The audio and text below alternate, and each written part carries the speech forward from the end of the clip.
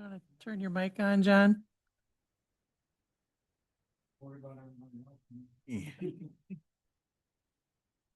We'll call the meeting of the Public Safety Committee to order. Roll call, please. John, Here. Seth, Here. AJ, Here. Todd, Here. and Steve. Here. Thank you. First period for public comment. Anybody? Sarah, do you see anybody? All right, we'll move on then. Number 3, review and approval of February 17th to 2026 meeting minutes. This is Todd. I approve the move to approve the minutes from February 17th, 2026. Steve, I'll second. Moved and seconded that for approval. Signify by saying aye. Aye. Opposed? Motion is carried. Number 4, operator license approvals. Okay, I've got a couple of them here. I've got Chase Hudson is a new one for the Eagles. Took the class March 15th of this year, and I believe that one was okay through background checks. And then I'm gonna kind of do a couple of things together here that came in for Walgreens. Amaya Keenlance is a new one that just passed on March 12th. This individual is also going to be their new agent, so that will change also on their license application. So I just kind of combine those two, and I don't know if you got a chance to do the background check on that one yet. So if you approve that one, that would be contingent on the background check being completed. Those are the only ones I have. Okay. What are your desire? This is Seth. I make a motion. We approve the operator license contingent on the review of the Walgreens application. AJ, I'll second. Moved and seconded, and all in favor signify by saying aye. Aye. Opposed? Motion's carried. Fire Department 2025 year-end report. All right.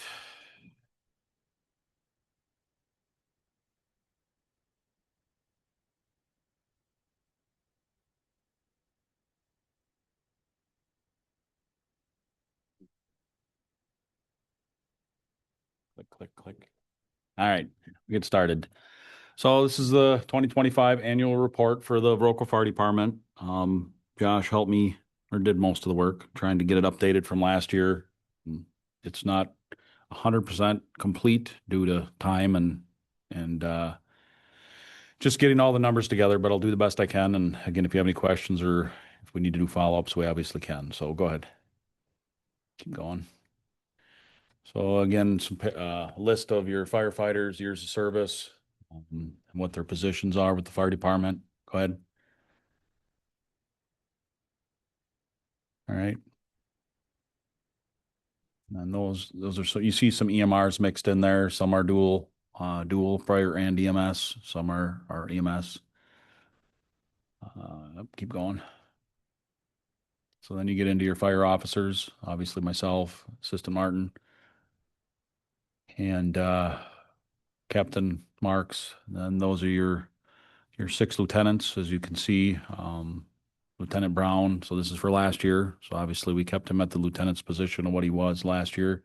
He is here with us tonight. We talked about that, I think, last month. Most of you know him, but I did ask him to come tonight if he was available, so you could meet him and if he has anything to add to this. But he is obviously in the captain's position now. So go ahead.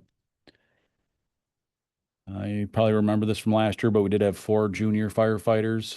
All of them have now turned 18, and 3 of them have officially joined the fire department. I think maybe we've talked about this a little bit before, but one of our firefighters is here on a student visa from Mexico, and he is unable to officially join for reasons, unfortunate reasons. We've tried different angles and things like that, but that would be Jose, the second one from the top down. I sure wish we could get him on officially. He does a wonderful job, but it is what it is. So he's listed as that, but he isn't an official member, but we try and treat him as such as best we can. So anyways, moving on. No, you're fine. Sorry, Yeah, go ahead. Go ahead. um, because he's not classified as a member, does it affect does he? He can only So- do still like junior type stuff. Okay. He can't go on calls, unfortunately. We still let him train with us. We still let him stay involved as best we can. But yeah, again, it's unfortunate because he's got all the training. But yeah, so good question though. We threw in some pictures. Pictures, obviously speak louder than words sometimes. So top left is we did some specialty EMS training. We brought in, you see the guy on the upper right kneeling. He's currently, I believe, the assistant chief with Stoddard Fire, teaches with Western Tech, the EMS courses and things like that. So we invite him in every once in a while to do some specialized training with us and gain way more training, in my opinion, than bringing in a class, let's say, just that one-on-one. Middle top is when we got a donation from the Eagles Club. They're very supportive of us. They do different fundraisers and things like that on behalf of the EMS side of things. And so that was a picture of them making a donation to us. Top right, we did purchase some, unfortunately, we have to look at this kind of stuff, but we did purchase some ballistic vests and helmets for active threats. It was something that was something that's been on our list for probably 5-10 years of a want and a need. I guess more of a need.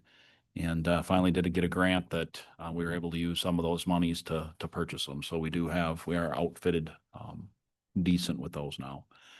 Bottom left is just some training or it might have been maintenance. I think they were working on a truck that night. So we do as much as we can. The members try and do what we can in-house when it's basic stuff to save some money. So that's what was going on there. Middle bottom is the new apartment complex. We did a couple of walkthroughs on different buildings. That was one of them. Going through the details, safety issues, concerns, and just how to handle any kind of emergency. So that was one training night. Bottom right, I think there was some water flow practice and things like that. That's one of our juniors now, members on the department moved up. So next slide. Couple of videos. I don't know. That one's the one on the right, I think is, yeah. So there's a short video. It's up to you if you want to watch them. We threw them in there. It's of our open house. I think quite a few of you were there. Did I get that right? So, if you want to see them, we can hit play. If not, we'll keep moving. Sure, play it. What, do you want to play the short one? Play the one on the left? All right, go ahead. If it works. Sometimes they're fidgety. Yeah. It gets wet, but it's like 40 minutes, I think.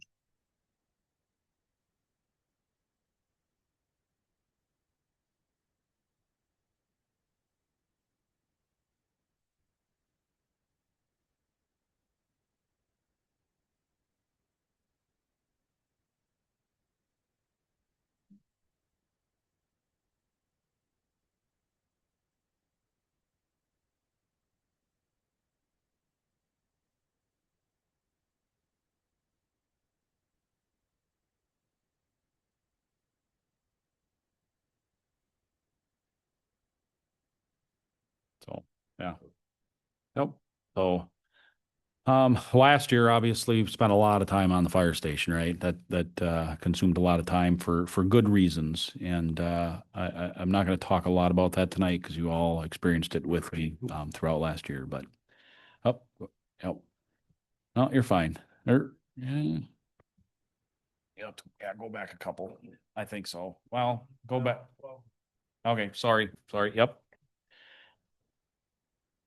Nope, it's all good. All right. So this is the total call volume for last year, 697 calls. That includes the city and the townships.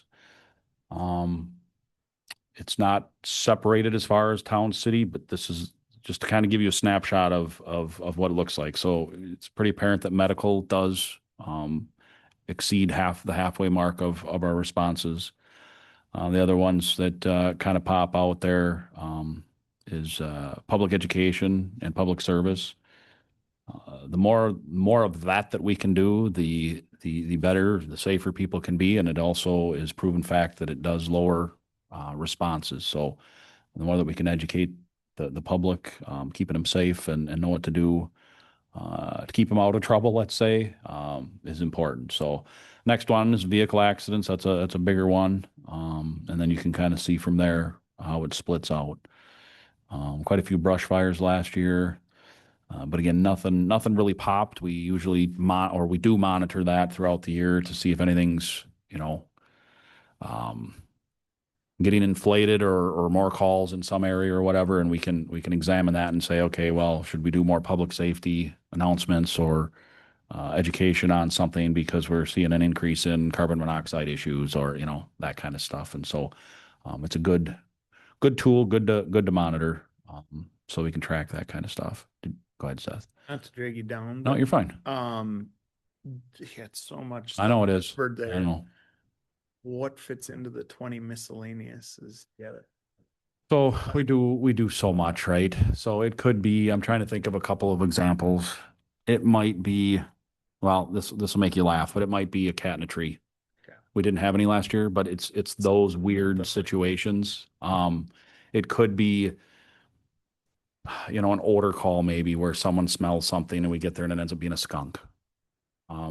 We do get those quite regularly, actually, where they smell something, they can't quite tell what it is. A concern there might be a gas leak, that kind of stuff. So it doesn't fall in like your gas leak or your carbon monoxide call. That's what the call was originally, but it turned out to be a skunk. So we throw it in miscellaneous to be fair. It wasn't a gas leak, right? It was miscellaneous. Yeah. Over the years, I've tried to break it down more, but then it gets busier and busier and busier as far as, you might only have 2 of those and then it just keeps distorting graphs and things And like this that. would be calls for the station. It's not necessarily calls that you have to handle as inspector on structure. Right. things. So, right. As far as any inspections, calls that I go on my own are included in this. So like a lot of times CO calls, the officer on call goes alone. Those are in there because it's an actual call, right? But, a fire inspection or those types of things, we should start throwing those up there a little more detailed because that's like 400 and some That's what I'd be on its own. curious to how much Yep. your Is that in workload there? is. I don't remember. Yeah. There is a slide that shows number of inspections we did. But yeah, so the one that I always have mentioned, I think in the past, like, which one is it? Oh, so public education, the question always is like public education, public service. Is that a call for service? Well, in my opinion, yes, it is. Because you're usually bringing multiple firefighters, you're bringing a truck. Is it an actual emergency? No, but it's a call for service. So we do break that out and I do keep that kind of separate and different things that I speak about throughout the year so that it doesn't, I want to make sure you know that. So it's not, well, they're inflating their numbers because they're adding this or whatever. No, so does that answer? Okay. All right. Good question though. All right, moving on. So now this is just for the city of Viroqua, and I'll touch on the other towns too, just so you kind of see where we're putting our time. But here we kind of break it down into smaller or bigger chunks, let's say. So we kind of break it down to fires, rescue EMS calls, and then non-fire. So rescue EMS could be a search and rescue. Someone's missing, could be someone falls off a horse and we got to go rescue them from the back 40 or whatever, those kinds of things. And then EMS is obviously EMS medical calls. Fires are like strictly fires. It was on fire. It was a structure. It was a car, that kind of thing. And then non-fires are CO calls, gas leaks, public education, all those other things that fall into that. So it just kind of gives you a feel throughout the years. Obviously back in 22-ish, between 21 and 22 is when we started that medical stuff. And then you had that was only a half year in 2022. And then 2023 was a full year of EMS. So it shows, right? But it gives me a feel and for you guys to see that it stays fairly consistent, right? We had the big jump because of the big change, the added service, but it's kind of leveled out. The other thing that I've seen this year versus or 25 from 24 is that the medical calls came down a little bit, but the fire side of things went up a little bit. So they've evened out a little bit. What does that mean? Just a way to track of what service is being hammered on more, I guess.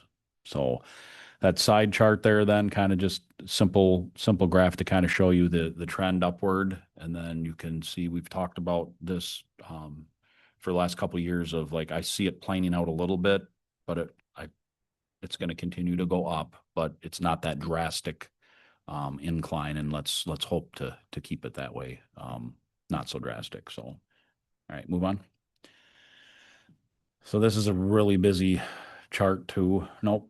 I think that bumped. There you go. Yep. So this is a busy one too, but it kind of, we can forward this off to you guys for your side reading or whatever. Yeah. But again, it kind of shows those breakdowns of the pie chart now, right? But specific to the city of Roquo. So it kind of shows you where we spend our time, right? So you've got alarm calls, public service, vehicle accidents, obviously the medical, and then public service. You can see we've been trying to build that continuously. Looks like we slowed down a little bit in 2024. A lot of that had to do with, well, I was going to say it was the fire station, but it wasn't.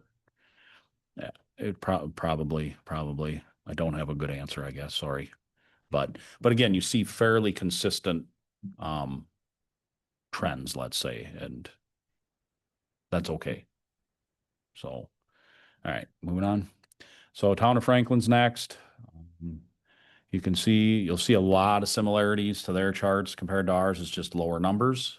One thing that was unique is you see that big jump in 2023. That jump was almost solely because of one resident in their community that had some serious medical issues. I'll leave it at that because I have to, obviously. But you can see that it trended and kind of gets back in line with how everybody else is flowing too. So Their fires were really up in 25. yeah, there was a couple extra structure fires in their area. Yep, brush fires. I think it was a busy brush season. Does that sound right? Am I hitting that? Yeah. So yeah, and again, numbers too. Like they only had 3 in 2024, but their graphs, they're small numbers in comparison. So the lines jump big. And it's a couple calls or whatever. But yeah, brush fires were a big one.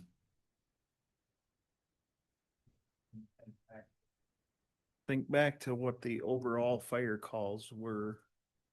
Just seems like 18 is a pretty high percentage of what those overall.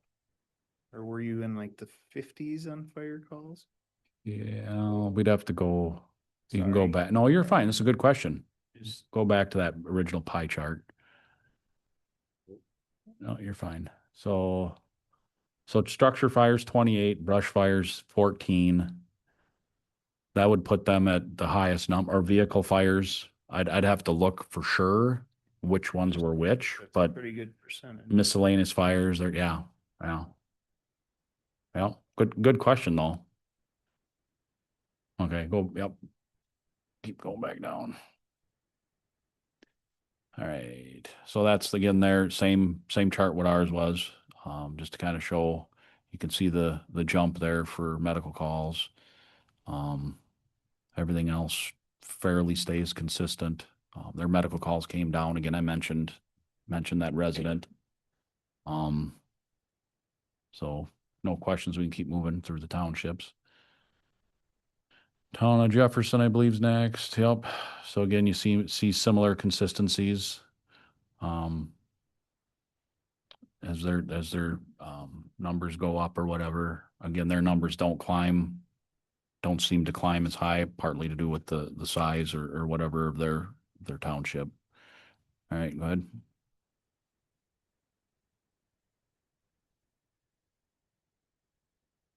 You're fine. No, you're fine. So again, there's their chart. Nothing out of the ordinary. Vehicle accidents. We have seen a spike in vehicle accidents. nothing real specific. A lot of times you see it weather related, but the weather hasn't been insanely crazy different than any other year. So I don't just, there's no real answer of why, but that was a little bit higher last year for them too. We've been tracking burn violations. You're fine to stay there. We've been tracking burn violations too. Been trying to hit that hard.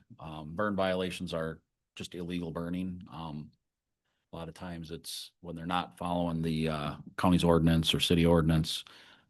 So that number has been climbing because we've been watching that closer.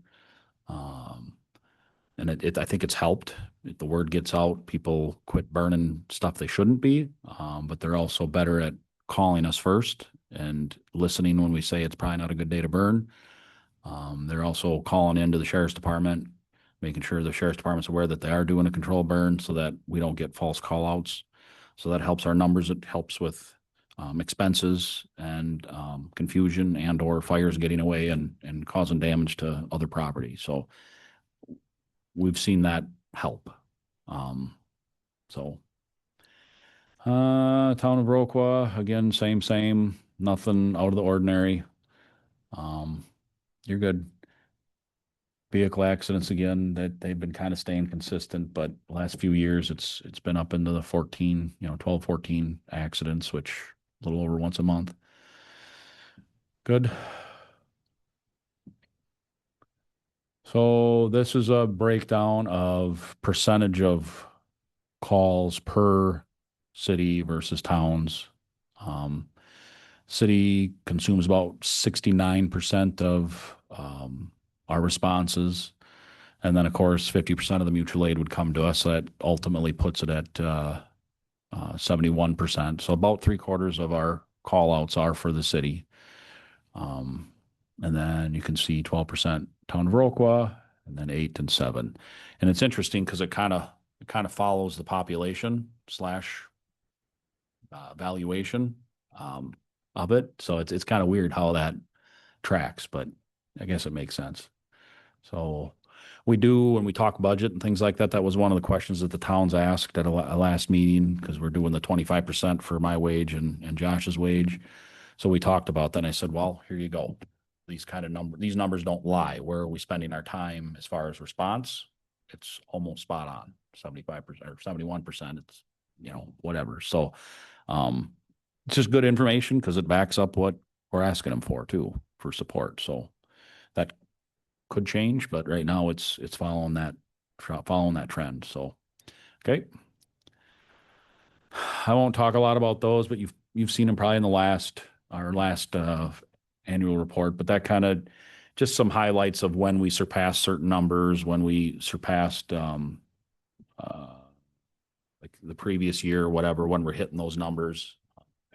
The one, I think, which one was it? Where's June? Yeah. So that top left one's a good example. So in 2021, we did a total of 293 calls. We surpassed that number in 23, and it's mainly due to medical calls. By June of that year, we'd already beat 2021's full year numbers. So again, just some statistics to show the growth and change that way. So, okay, go ahead. Medical calls, again, it just breaks it down from 2020 as it goes up to 2025. 2025 did drop by a few calls, so that's trending down a little bit. But like I said, then the fire side of things seem to get a little busier. So just some statistics on the left there. Out of the 372 medical calls, 50 times we had to wait for an ambulance, which means anywhere from 25 to 35 plus minutes for someone to get an actual ambulance. So that's the negative side to it. The positive side is with adding the EMR division or whatever, we're getting them medical care 25 plus minutes sooner if we weren't doing that. So makes a difference getting them care quicker. About 40 times last year. We ended up having multiple calls at a time. In many cases, or quite a few cases, there was three or more, at least 3 calls going on at one time. I think in the last month there was a night where within 15 minutes we had 3 calls. One was an accident, 2 were medical, and we had 0 ambulances available.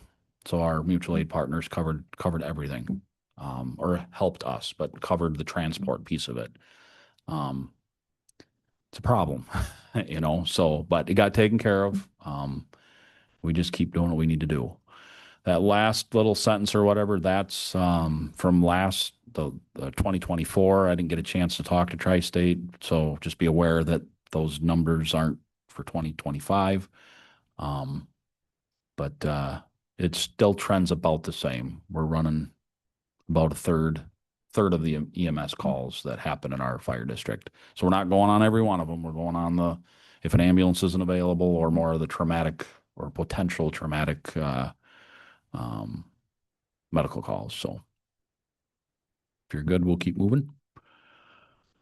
Again, this is a chart showing to see who's getting what, percentage of calls. Again, it's trending 74% medical, and you can see the breakdowns for the others. So again, it's still that three quarter mark. So, okay, next one. This is a kind of a breakdown of the types of medical calls that we've been going on. Before I get into that, you'll see on the left here, lower left, it says medical calls from 6 a.m. to 6 p.m. I didn't get a chance to do those numbers, so those are actually 2024's numbers, but I left it up there just to kind of give you a feel. It trends that way. More are happening during the day, but quite a few of them happen, in the evening. A lot of calls at like 1, 2, 3 o'clock in the morning. But anyway, so that's that. But just be aware that's not from 2025. But the pie chart is, and that kind of gives you a feel for what types of calls we're getting. So general illness, kind of miscellaneous, right, Seth? So again, there's a gazillion different types of medical calls that we can be called on, and breaking that down, can I get you those numbers? Yes, but putting it out, for visual like this. So general illness does take a pretty big chunk of it.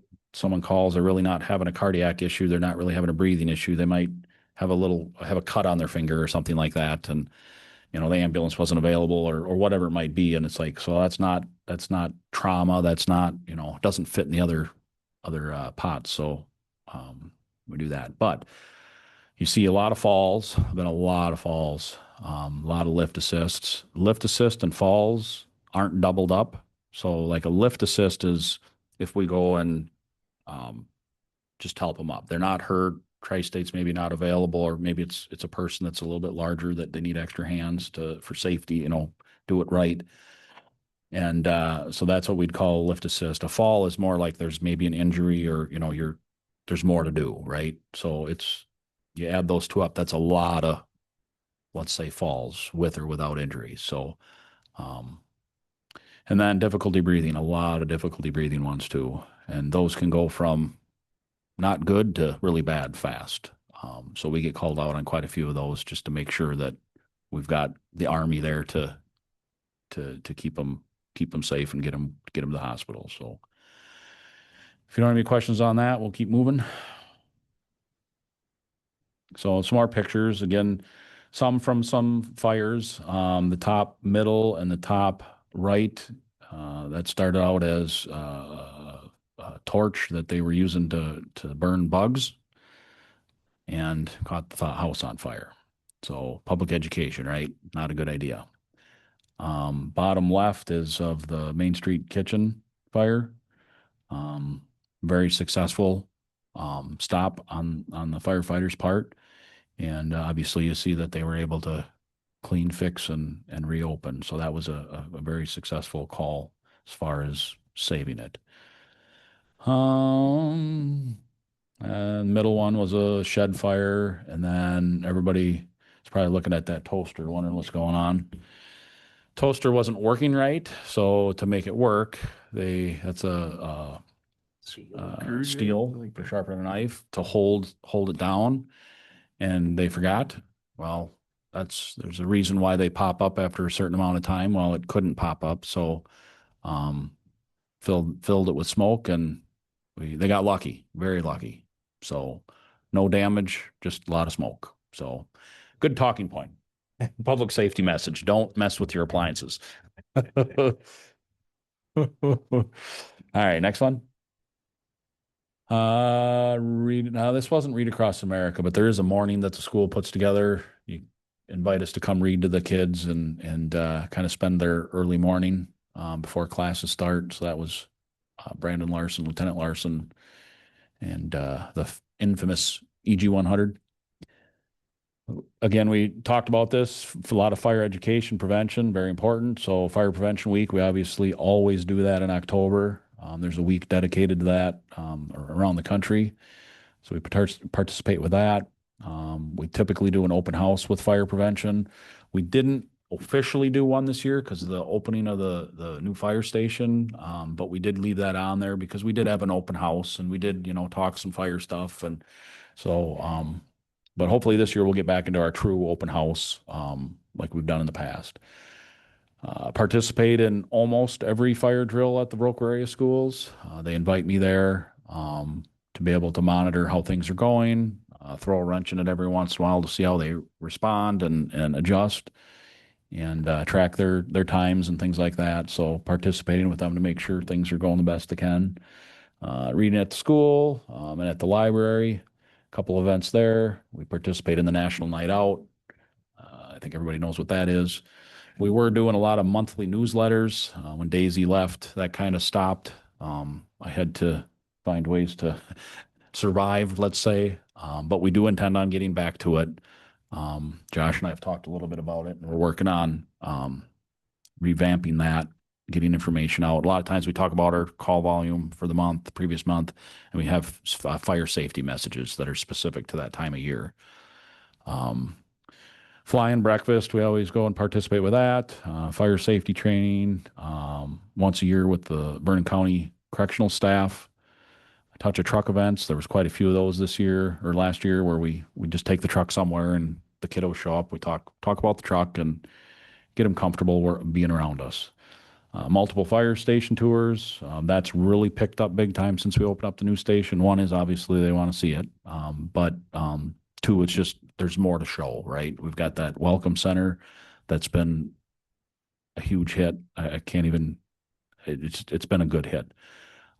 So during those station tours, it might be just, hey, can we see the station? But we always implement in some kind of safety message or safety talk. And they'll ask questions about, what if I have a kitchen fire? What if this, that, or whatever? And so we're trying to tie the two together to make the best of the visit or whatever. So next slide.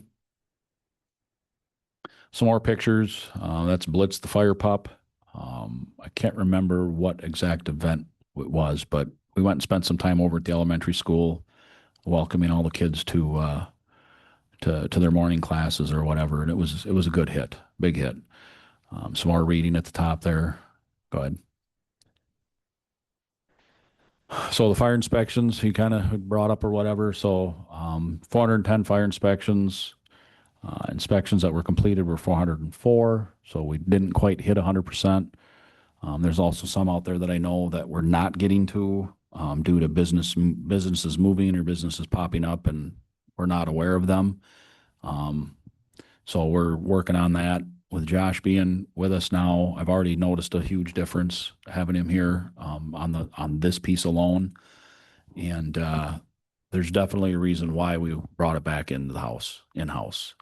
We're finding some things that are not okay, and I'm frustrated that they weren't being caught when we were paying for it.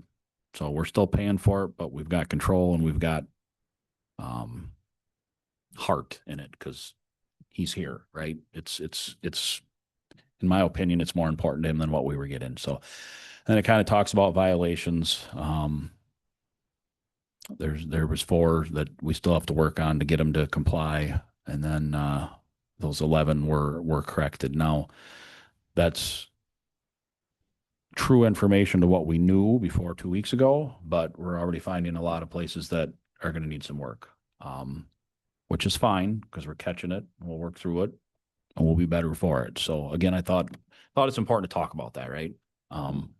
We got some work to do. So next slide. So I put a little bit in here again about building permits. One of these years, I'd like to bring you a more robust explanation of the year passed on building permits. To be honest with you, I don't concentrate on this like it probably needs due to obvious reasons with how busy the fire side has been. But just a couple quick snapshots. I had Joy pull this stuff up for me today, but you can see from 2024 to 2025, the permits issued by GEC did drop some. You can see the revenue dropped quite a bit. Revenue also comes with the expenses. If the revenue's down, the expenses are down. Most of that money does go to GEC, but we're not paying it unless we're receiving it. So don't look at that number and be like, holy heck, we're, $70,000 drop in revenue. Well, we're also probably $68,000 less in expenses, right? So part of, you might remember Nate talking about it at one point, and I think we talked about it last year. We expected it to drop quite a bit because there were some really, really big building projects in there, one including the fire station. I think maybe the hospital took out their building permit, but the school did a bunch of stuff. I think that was in that year of the 112,000 there, 2024. North Point. Yep. Good point. No, good point. But yeah, so we knew that those big hitters were going to go away. I do suspect that this year and into next with the Hanson project, we'll probably see a fairly big jump again. So again, just a little bit of an explanation on that, why it's so up and down. And then we kind of split out on the bottom right there. So zoning department, those are the permits that we issue. There's signs, fences, sheds, and accessory buildings of a certain size, the really small ones. 23 permits were issued. That money there, the 1,075 we keep in-house. So that number's down a little bit. Again, I just don't have the time to track it down and push it hard. We're hoping, with Josh being here now too, over time, we can work harder at that and give it the time and attention it needs. So, okay. Training, won't spend a lot of time on this. You obviously know we train, but it lists a bunch of specialty training that we do. They did participate at, what was it? Sitting Pretty. Thank you. Yep. Sitting Pretty, where we go and we help them make pizzas and then they make a donation to the fire department. Pretty cool. Good event. Members get to have some fun together doing other things than putting out fires and medical calls. Those numbers you see over there, the training hour numbers, the number of emergency hours and the donated hours, those I didn't change from 2024. So just being transparent, I didn't calculate those. So those probably aren't correct for 2025, but we left them in just to kind of give you a feel. It would be close. I mean, it would within a fair range of what it is. So, okay, next one. Some more pictures. So we did a tree rescue, hunt and rescue one on the left, bottom left there. Practicing hose advancement and spraying water. And then that top left one wanted to touch a little bit. So we try a couple times a year to have a fun training night, but yet they're still learning something, right? So that there was just what's it called? What's it called? Thank you. Tug of war. It's not a fire term, so I'm like, I don't know. But yeah, so a tug of war is just, a little challenge and they had a lot of fun with it. And so again, the important piece to get out of that is we try and have fun too, right? The job is so darn serious most of the time that we try to integrate stuff to get them to laugh and have a little fun and relax. So next slide. I think that's got a picture of, so they played Jenga too with our extrication tools and our extrication cribbing or whatever. And it's fun, but yet it also teaches them to use the tool and make sure that I told them, I said, if there's a scratch on one of those pieces of wood, we got problems. But it teaches them how to use the tool and how to use it safe. and they had a lot of fun doing it. So grain bin rescue, we do that every couple years. That's actually a 2024 picture, but we left it in there to show we do a lot of things other than putting out fires and putting on Band-Aids. We get into rope rescue, high angle rescue, ice rescue, grain bin rescue. I mean, the list goes on and on. So, okay, next slide. A few more pictures, some medical training, picture there working on one of the fire trucks. Just in general, some of the educational stuff we did, and some smiles. I don't always get that, so it's kind of nice to see. No, but we try and have fun too. Next one. Community service, Nelson Agri Center. We actually just did that last week for their open house. We go and fry fish for them and interact with the public and community in different ways. And Nelson's does make a donation to the fire department for helping with that and being a part of it. Again, showing off the trucks. The kids love climbing on the trucks, and then some more reading. Read Across America. Next slide. We had our awards banquet back in the end of January, beginning of February. So these are our key awards that we give out every year.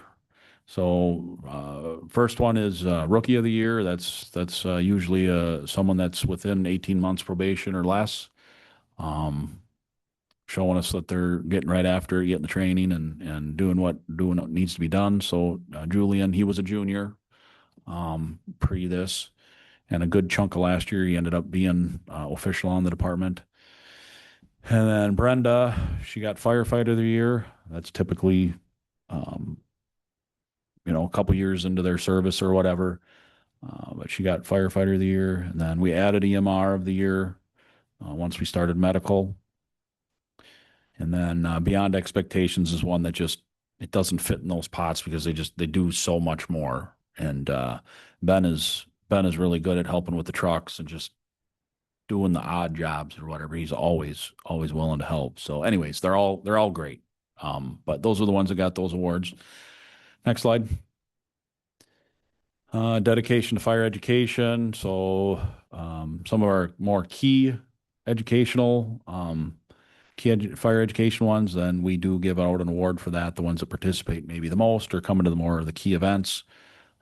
We do recognize them for that.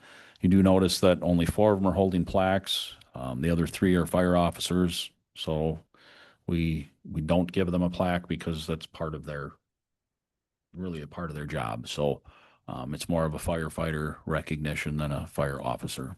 Next slide. Here's the service pins we gave out this year. We try and do every 5 years. So those are the ones that got awards that are years of service pins this year. Next slide. Achievements, of course, there's lots of them, but I wanted to just touch on some of the bigger ones. You can read, so I won't touch on all of them, but Toys for Tots, just wanted to mention that is a huge event. And this year was our largest event as far as a moneymaker. The firefighters pay for the meal, and then all donations that are brought in, obviously toys, but also the cash that's brought in goes directly towards Toys for Tots. We keep none of it. That was just over $6,000 this year. So it's an amazing one night, 4 hours, 3 hours, whatever it is. And it's just awesome. Over to the side here, kind of wanted to touch, we talk about fundraising, donations, grants, things like that, but I don't talk about like the dollar amount every once in a while, but what is that accumulative over the year or whatever. So that's not 100% everything, but I picked up the bigger ones or whatever, and we raised over $78,000 last year between donations, fundraisers, and grants. So pretty big chunk. And then Western Technical College continues to train. Those numbers are again from 2024. I didn't pull the 2025 numbers, but it stays pretty consistent. So a lot of firefighters come through our station and use our training tower and including our own firefighters, and many hours. So it's not just the city of Viroqua, it's our partners too. So next slide. Went to Walmart and did a toy drive for Toys for Tots. So not only the cash and chili supper, but we did a side raffle with them, or not raffle, side toy drive for them last year. So it went well. Next slide. Again, some more in the new fire station. I think those are all chili supper pictures. Next slide. Definitely helps have an extra space. We're able to keep some trucks in the building. We're able to spread out a little bit more, make it more comfortable. I think a few of you guys maybe were at our fundraiser last weekend-ish. Yeah. And we had probably 350 people floating around in the building, and it went extremely well. Just insanely well. Plans for 2026 basically says the exact same thing as last year, because we continue to want to be better at everything we do. And those are the things that we continue to concentrate on. Again, just being a better department every day, every year. So the one thing that is added is delegate tasks to Captain Brown. Thank you for adding that. So going to be a huge asset. It's already shown in the few weeks that he's been here so far. So next slide. Well, look at that. We're done. Questions? Do you know what kind of numbers the fundraiser brought in? The fundraiser, the one that you were at? Yeah. I I have a lot of people asking me that. Yep. So when we started it, and I always want to be careful when I talk about it, because I hope people keep donating, but it's a good event. So I think when we started, 16, 17, 18 years ago, something like that, we brought in like 10 or 12,000. Last year it was 30. I think it was 30,000. Yeah, that sounds about right. Yep. This year by $30,700. This year exceeded that quite nicely. I don't have the exact number because we're still paying bills. That's fine. We got some credits, but it's probably going to be 35, 36-ish. Yeah, and I get people asking, what you do with that money, and I Yep. explain to them that, Yep. that stuff that they can't buy with their budget. Yep. If there's a piece of equipment or safety equipment or whatever needs they. 100%. So, All the brush trucks have been paid for with that. The rescue truck, one of our main rescue trucks, that was paid for, probably half of it was paid for through that. The second command truck was paid by that. But yes, there's a lot of other little things like specialty extrication tools. You guys heard me talk about needing a new set of extrication tools. The group is planning on trying to purchase that as best they can on their own. Training tower, burn structure, the burn structure we added, that was all this money. So yeah, huge difference. just to be able to tell people that. 100%. Yep. And I think they touch on it every once in a while, but I think one year we put it up on like a board or something like that. But I think one year they handed out sheets and things like that. But yeah, we need to be better at selling ourselves on where their money's going, but good stuff. So any other questions? Yep, nope, you're welcome. All right, thanks, Chad. You're welcome. Move on to number 6, police and fire department updates. You go for a while. I got a couple things to add, but they're done and listen for a bit.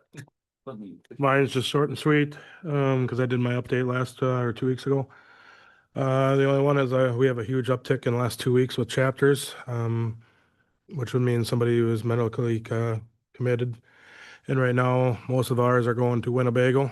So we try to do the average. We've been sitting on them on the hospital, sitting with them because they cannot be free to go for 10 to 16 hours. And then we transport them to Winnebago. So our staffing and kind of overtime the last 2 weeks has just been frustrating a little bit.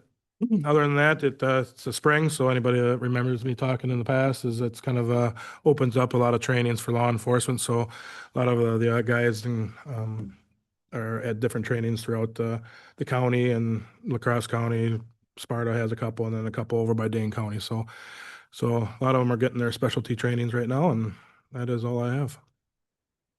Where's Winnebago? Oshkosh. Okay, thanks. So not close. You're Is- right. Is there anything you can attribute that to, the excessive chapters? There's a lot of group homes in the city of Viroqua that have people that need extra help and extra things, and a lot of them just don't. Could be missing families or some other triggers that are happening. Some of it was the snowstorms trigger some of them. So, but they all have different triggers, and just seems like they all just went off at the same time. Just a couple things to add when you're ready. Rick's done? No, go ahead. Okay. So I just want to welcome Captain Brown, Josh Brown. I think you all know him, but he started on March 2nd and it's going well. So I invited him here so you guys can meet him if you didn't know him. But you'll be seeing him coming around and out and about doing fire inspections and helping me with everything. I'd mentioned this a little bit before, but our call volume is trending down a little bit this year so far. So let's keep our fingers crossed. I would suspect that it'll level out and make me look like a fool, but it is what it is. We're doing a reading event at the school again this Friday. Last week, Josh and retired Assistant Chief Wallen did a farm safety / fire safety for the FFA over at the school. About 322 kids went through that, which is pretty awesome. They did some live fire, use the fire extinguisher, training with them. So that was a hit. This week in the next couple of weeks, we've got VARC's going to come tour the station again with some of their clients. Have a lot of fun with that. It's just fun to get him out there and work with them and get to know them. ADRC, this is something new. We've done those in the past with VARC, but ADRC from the county, this is something new. They want to bring some of their volunteers and their staff to the fire station, do a tour, and then also wants to talk about home safety, fire safety, that kind of stuff. And so looking forward to that and getting exposure and getting the information out. And then is it Monday? We're doing the wrestling. Yeah. So state wrestling, I believe, for the school. They've got 13 kids that are participating in that. So they're going to come to the station that morning, and it's going to take 3 fire trucks, which is awesome, but we're going to take them to school to support them and recognize their accomplishments. So pretty cool stuff.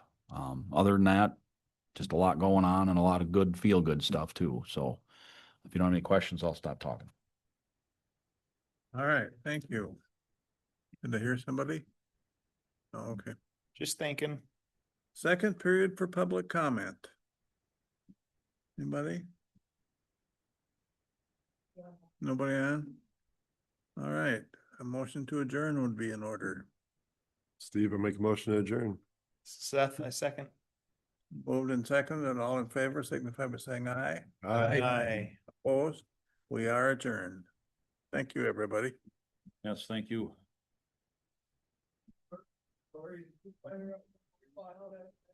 Did it yesterday for I had all my election workers.